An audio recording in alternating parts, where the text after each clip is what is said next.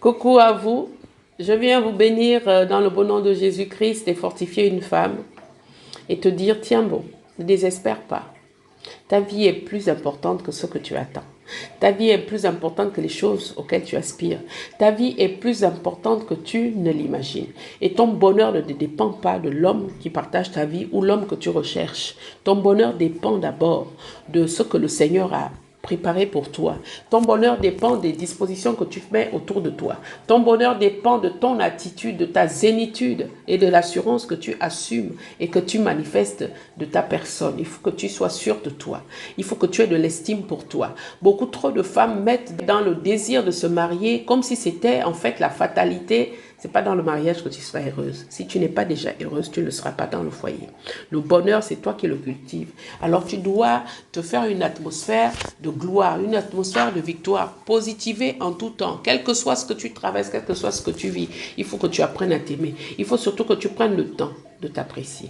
Il faut que tu prennes le temps de vivre. Il faut que tu prennes le temps de respirer. Il faut que tu prennes le temps en toutes choses.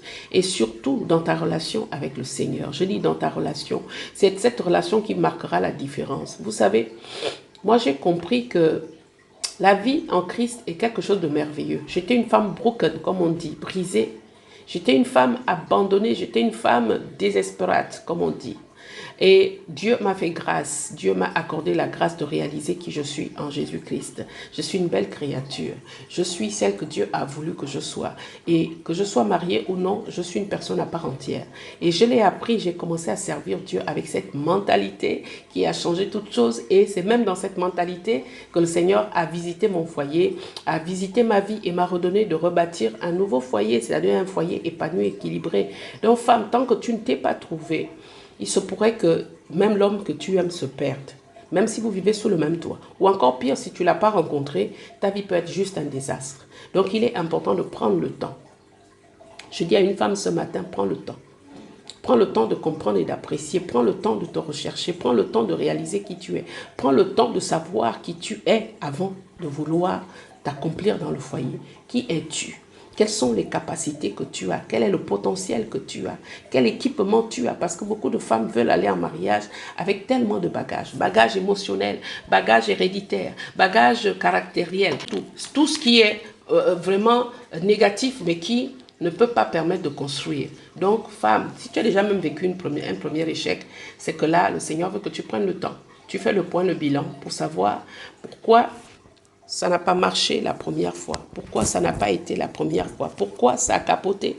Et dès lors que tu auras compris pourquoi ça a capoté, alors tu pourras recommencer à vivre une véritable vie, à bâtir avec un homme.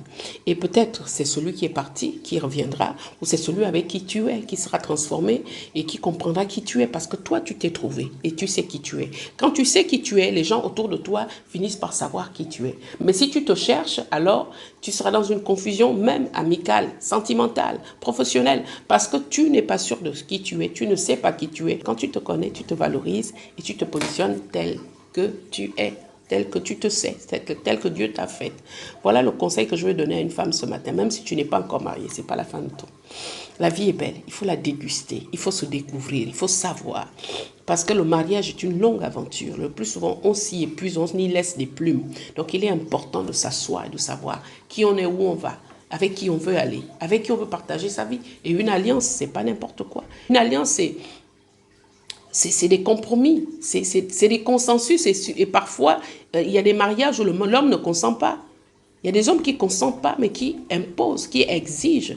Et si tu épouses un homme qui ne sait pas consentir, un homme qui ne sait pas prendre sur lui, un homme qui ne sait pas se remettre en question, ma sœur, tu vas au-devant de grands échecs et de grandes souffrances. Donc, je vais te dire ce matin de prendre ton temps. Rien n'est perdu. Tu n'es pas en retard. Le chrono de Dieu n'est peut-être pas encore déclenché pour ce qui est d'une nouvelle saison, une belle saison pour toi. Alors, je t'invite à rester connecté à cette page et de partager. Je vous retrouve très prochainement dans des lives d'exhortation et motivationnelle pour les femmes, pour les familles, pour les femmes au foyer, pour les femmes célibataires, pour les femmes délaissées, pour les femmes en concubinage, les femmes, les futures mariées, les fiancées et certainement des femmes qui ont déjà connu le mariage, divorcées, pourquoi par naissance de divorce ou encore répudiées. J'ai un message pour chacune de vous. Que Dieu vous bénisse. Gardez la bonne mentalité. et positivez. Dites-vous que Dieu n'a pas fini. Si l'homme a terminé avec vous, Jésus n'a pas encore commencé. Amen.